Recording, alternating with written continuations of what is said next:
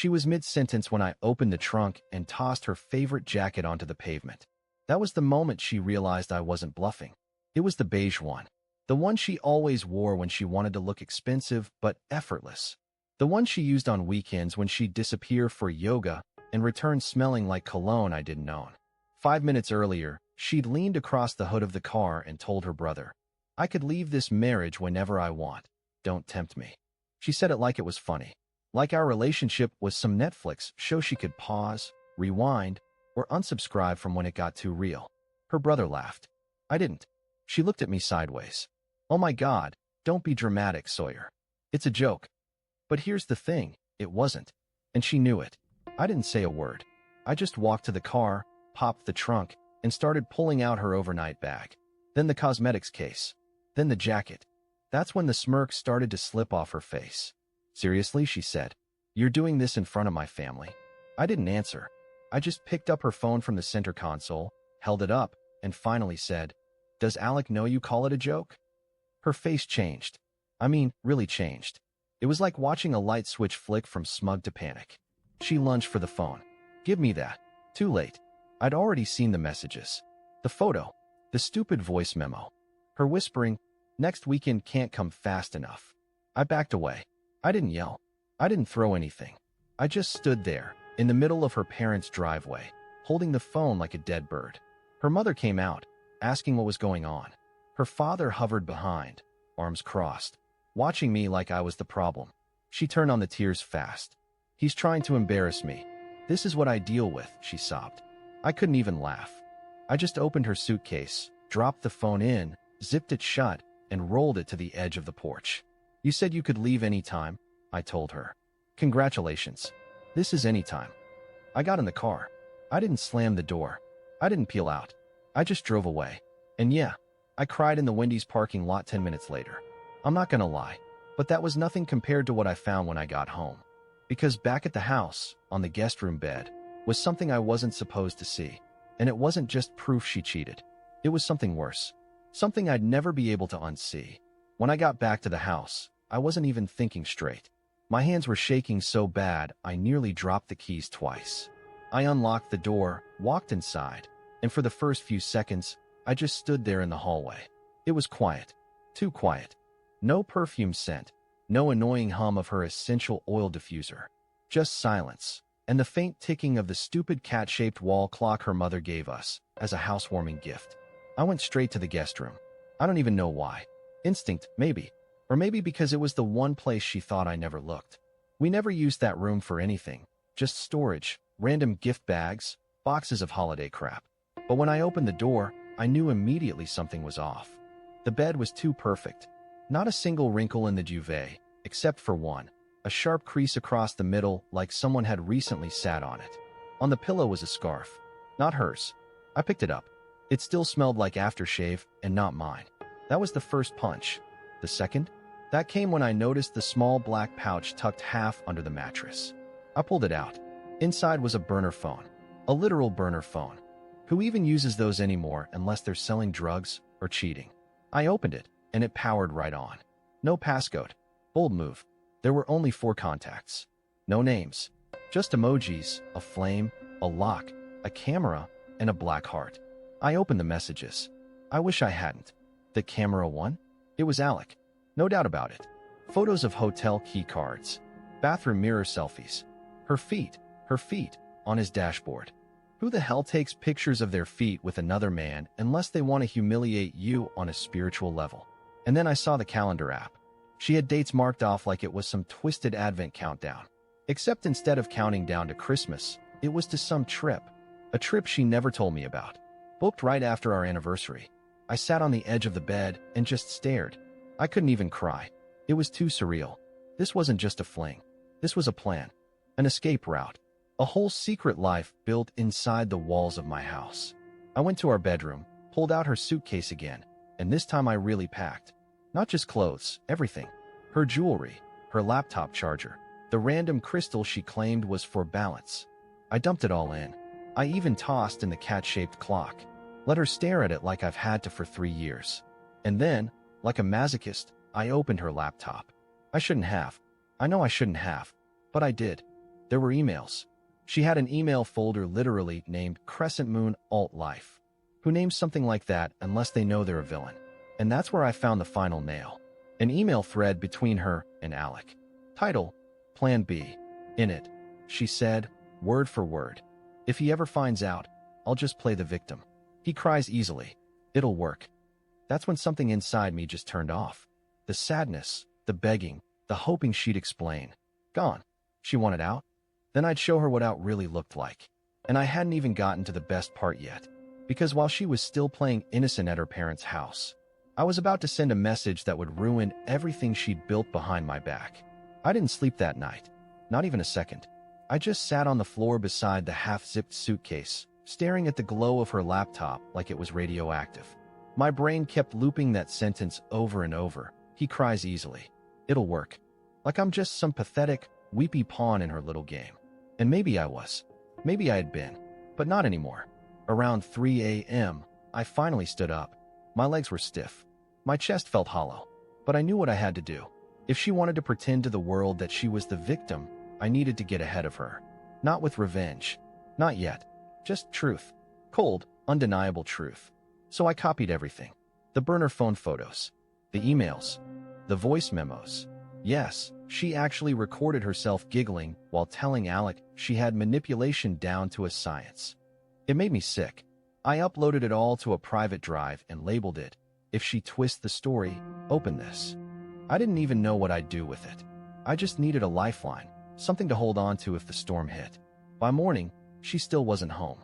No text, no call, just silence, like I was the one who needed to come crawling back. So I got in the car and drove straight to her work. I wasn't planning to make a scene. I wasn't even planning to go inside. I just wanted to see if Alec was real. And yeah, he was. He existed. He stepped out of the building around 10:15 a.m. tall. Fit. That obnoxious confidence you only see in guys who think the world owes them applause for existing. And right behind him, like a ghost following her son, came her, Karis, laughing, tossing her hair, not a care in the world. I didn't approach them. I stayed in the car. I watched.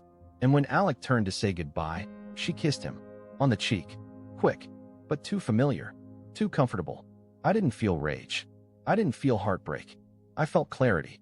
Like everything suddenly snapped into focus. She wasn't sorry. She wasn't hiding. She was testing. Pushing boundaries to see how far I'd been before I broke. So I drove home. Again. And this time, I left her suitcase out in the driveway. With a note taped to it. 5 words. That's all.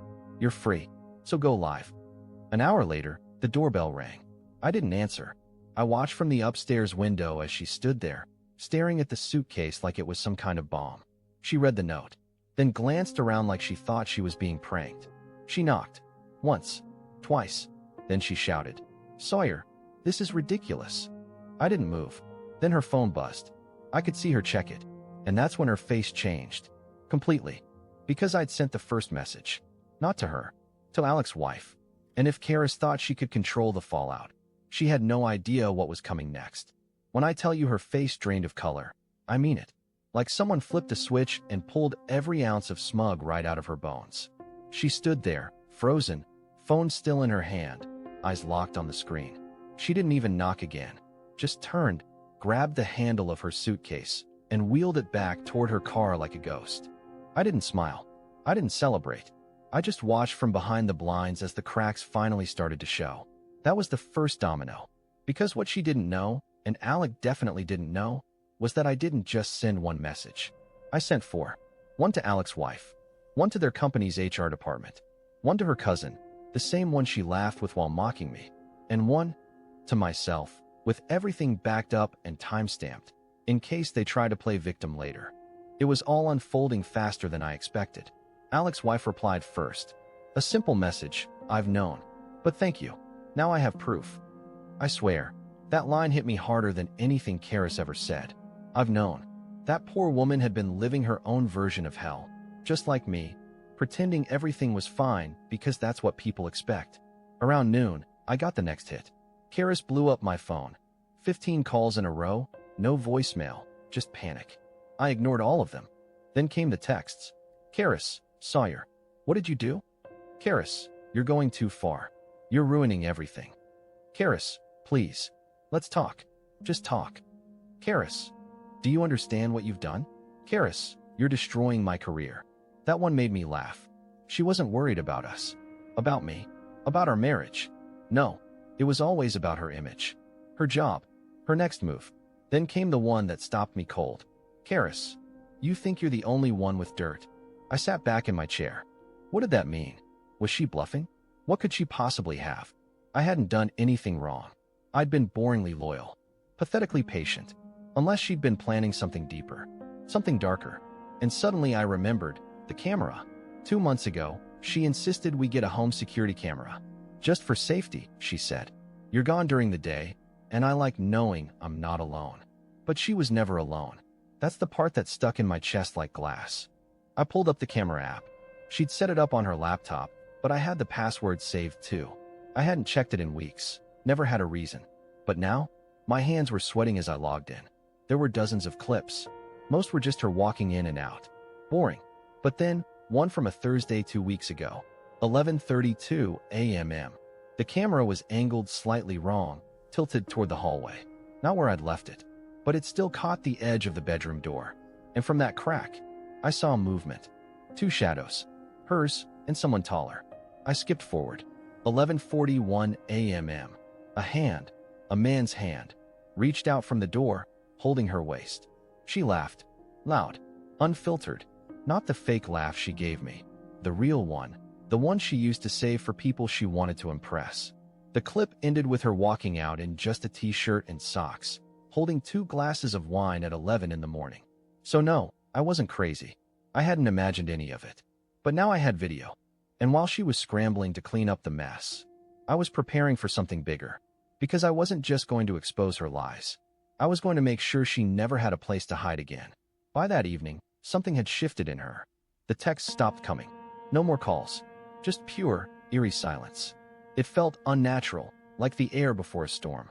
I kept checking the front yard every hour, half expecting her to show up again, dramatic as ever, pretending to cry, acting like I'd gone too far. But she didn't. She vanished. And I should have been relieved. But instead, I got more paranoid.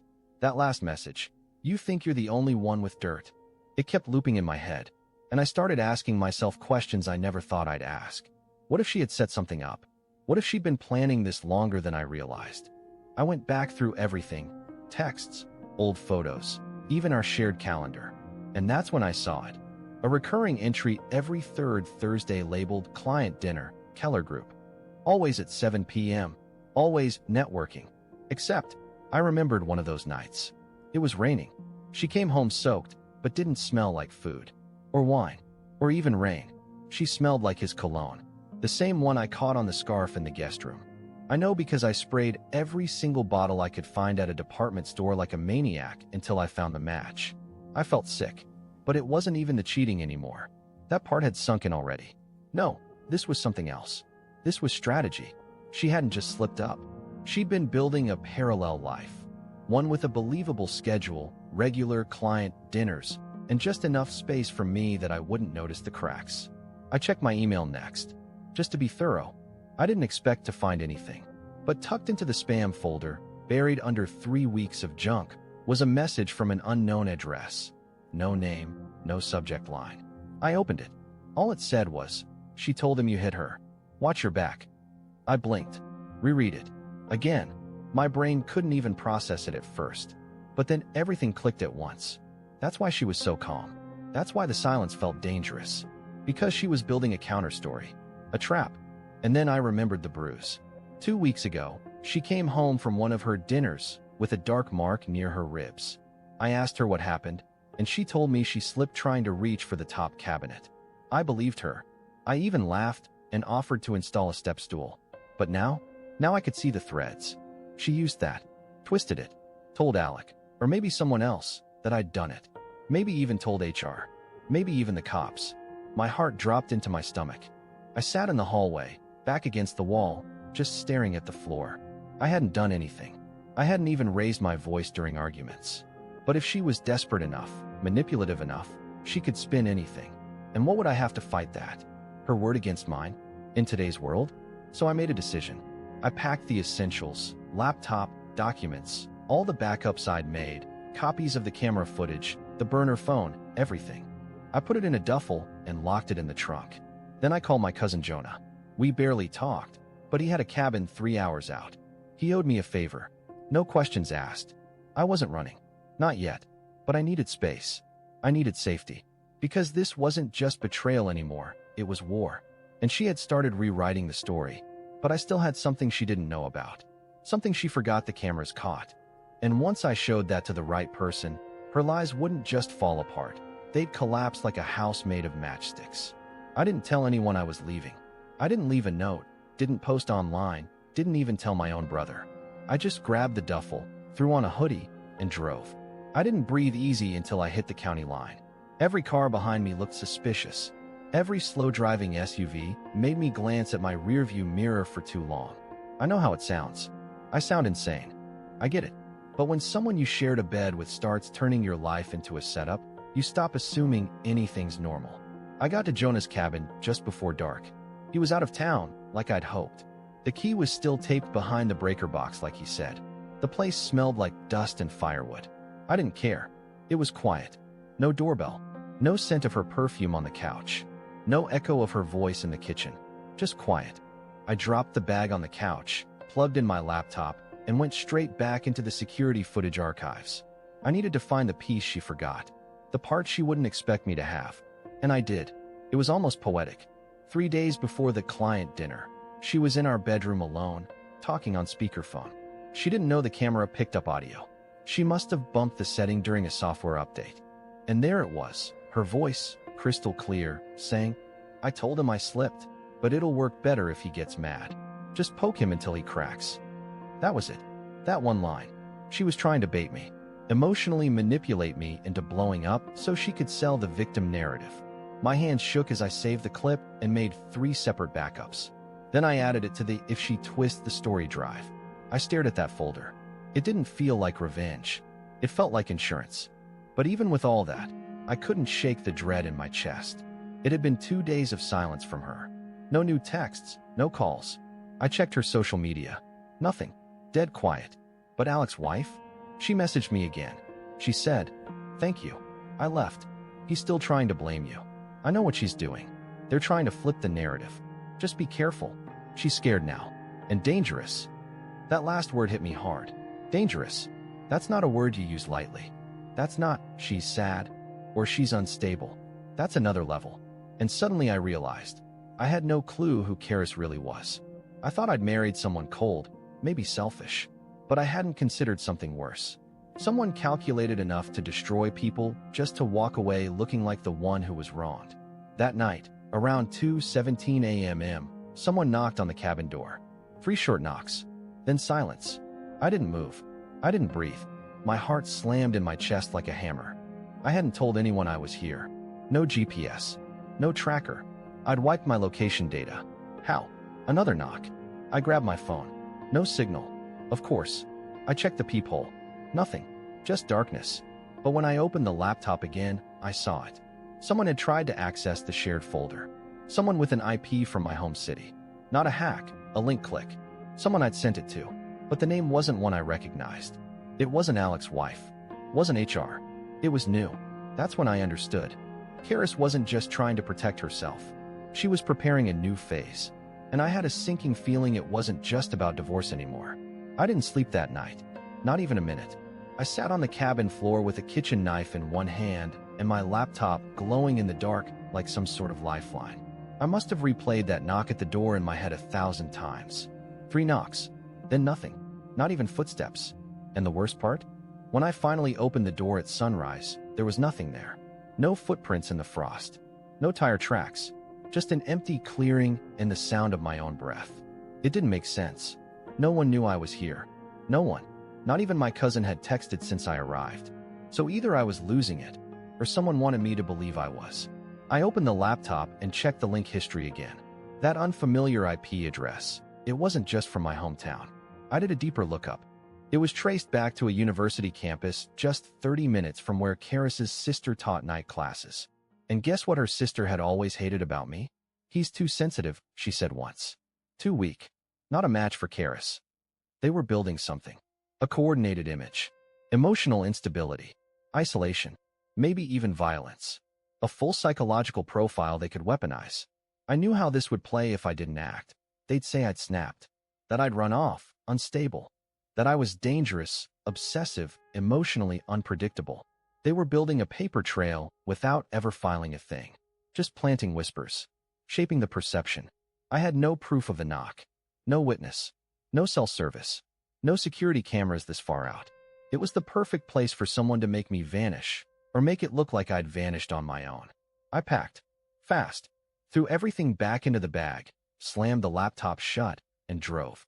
No destination. Just away. Gravel spit behind me as I floored it through the trees, trying to convince myself I wasn't overreacting. But every tree looked like it was hiding someone. Every curve in the road felt like a setup. An hour later, I stopped at a gas station with working signal. First thing I did was check my email. There was a new message. No subject. No sender. Inside, just 5 words. You're unraveling. Everyone sees it. That was it. I nearly dropped the phone. It was happening. The psychological pressure. The discrediting. Make me question my own reality. Make me paranoid. Then when I finally collapse, they swoop in as the concerned ones. The innocent ones. I stood in that parking lot, fists clenched so tight, I felt my nails cut into my palm. I'd been humiliated, betrayed, manipulated, and now I was being framed for my own breakdown. No more. I drove back to the city, straight to a lawyer. Not for divorce, not yet. For protection. I walked in looking like hell and told him everything. I showed the evidence. The emails. The messages. The burner phone. The security camera audio. He didn't say much, just listened. Then he looked me dead in the eyes and said, "You need to file a protective order. Now, before she flips this completely." I filed it that day. Fast. Quiet. Clean. Then I made a final copy of the footage and sent it, not to friends, not to her job, but to a journalist I knew from college. A guy who owed me a favor. I told him to hold it, just in case. And I included one last piece of evidence she had no idea I'd recovered. Because remember that burner phone? It didn't just have texts. It had voice recordings. One of them was from a car ride. She didn't know it was recording. But the voice, her voice, was clear. If I ever want to ruin him, I'll just say he threatened me. Who do you think they'll believe? I didn't cry when I heard it this time. I didn't feel sick.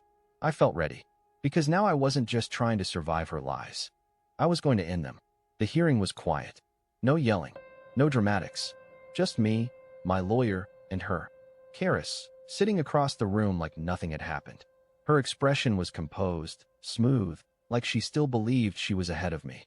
She even had the audacity to wear the same beige jacket I'd thrown onto the pavement weeks earlier. Like this was all some business negotiation and not the wreckage of a marriage she personally lit on fire. The judge asked if I had anything to support my request. I didn't speak. I just slid a flash drive across the table. My hands didn't even shake this time. The courtroom went silent as the clerk plugged it in and hit play. Her voice filled the room. Crystal clear. If I ever want to ruin him, I'll just say he threatened me. Who do you think they'll believe? No one moved. Her lawyer reached over and stopped the audio. Karis didn't even try to speak. Her eyes flicked to mine, not with fury, not with rage, with fear. She knew. She lost. The protective order was granted immediately. But more than that, her plan cracked open like a dropped glass. HR got involved. Alec resigned. Karis was put on indefinite leave, pending internal investigation. I didn't celebrate. I didn't gloat. I just walked out of the courthouse with a silence I hadn't felt in years. A heavy silence, but a clean one. In the weeks that followed, something strange happened. People I hadn't heard from in forever started messaging me. Not just to gossip, but to say they'd always felt something off. That they noticed how she spoke over me. How she twisted little things. They just hadn't said anything. I didn't blame them. I hadn't said anything either. I'd let it happen for years, quietly convincing myself I was the problem. But not anymore. I didn't move back into the old house. I sold it. Every room held a version of me I didn't want to be anymore. The apologizer, the second-guesser, the doormat. I used the money to start over. Small town. Simple place. No shared closets. No burner phones. No cameras hidden behind picture frames. Just peace. I got a dog. I started cooking again, badly, but happily. I even started talking to people like a human again, not like someone trying to scan every word for hidden traps. And yeah, eventually, I met someone. No big love story. Just a kind woman named Elise who doesn't play games and doesn't treat trust like a bargaining chip. Karis tried to reach out once. An email. One line. You win. I didn't reply. Not because I wanted the last word, but because I didn't need it. I didn't need to win. I just needed to finally stop losing myself. And now, I'm not lost anymore.